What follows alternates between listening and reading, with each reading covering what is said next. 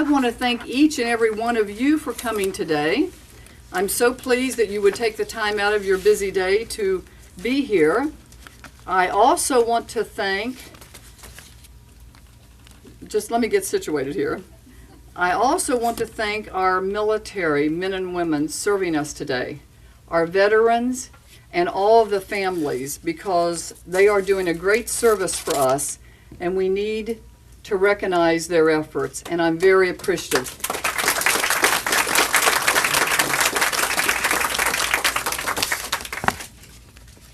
There's a lot of wires up here, like 300. And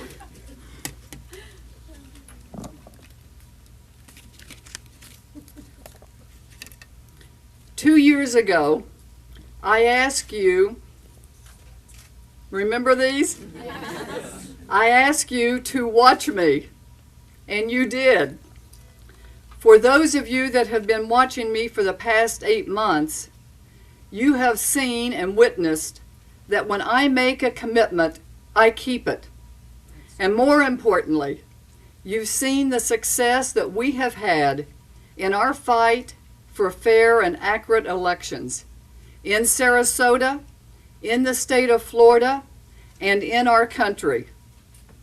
Today,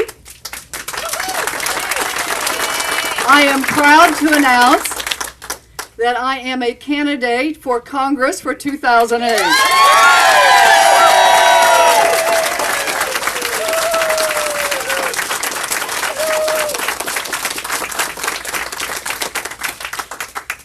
Regardless of the outcome of the ongoing GAO investigation, I will fight every single day for the privilege of being the people's representative for District 13.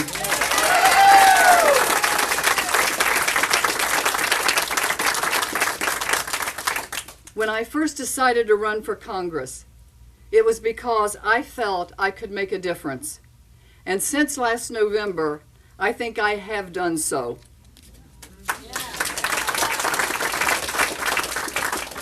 While we can be proud of how much we have accomplished, together we also know there are many other issues that are important to the future of our country.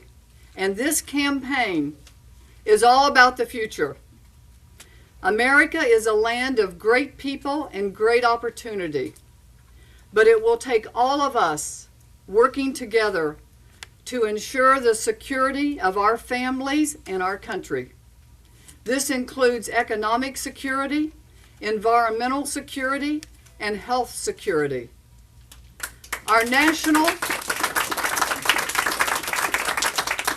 national security must remain a priority. While our troops are serving our country with honor and distinction, it is so clear that we need a new direction. We need a new direction in both Iraq and in the war on terror.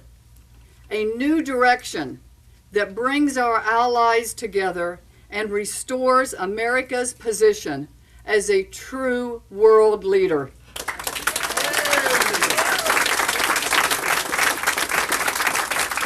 And we must fulfill our obligation to our nation's veterans. They have dedicated themselves to protecting our country. We have more than 100,000 veterans here in District 13, and some of them are right here in this room. And thank you again for the service that you have given to this country.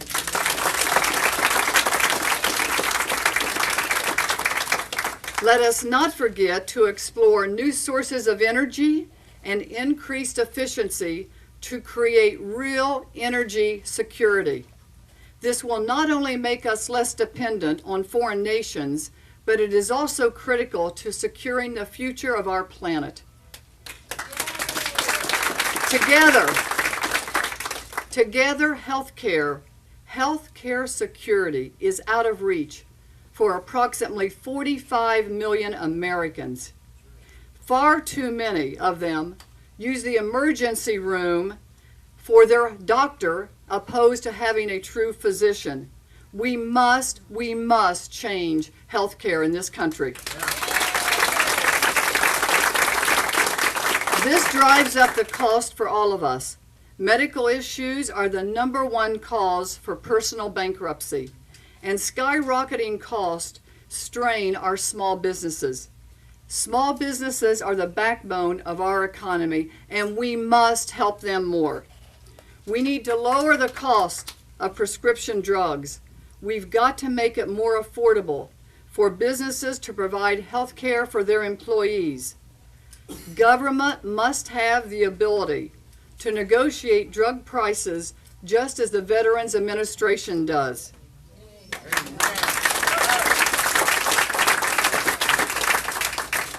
And let me ask you this.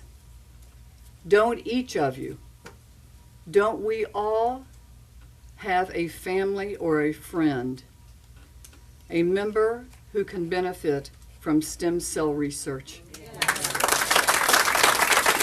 We must not turn our back on the millions of Americans suffering from illnesses such as Parkinson's, diabetes. In Congress, I will fight to fund stem cell research.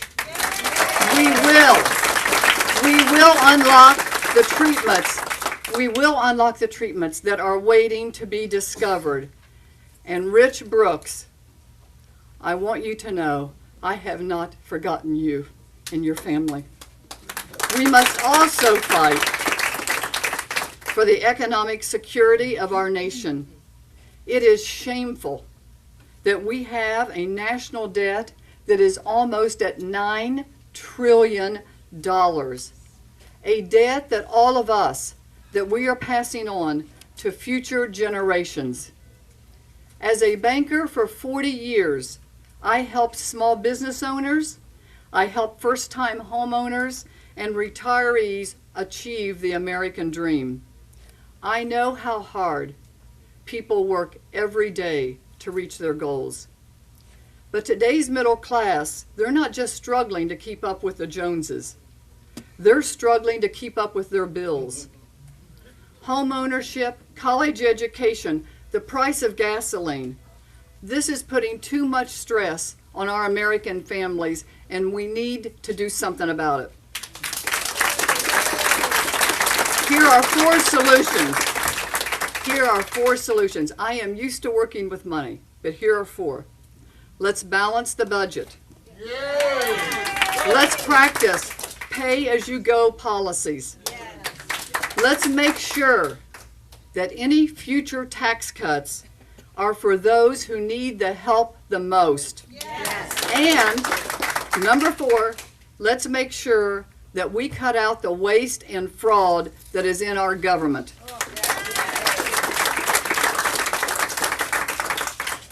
There are so many more issues that need our attention, but too often those in power are more interested in doing the business of special interest than what's right for your interest.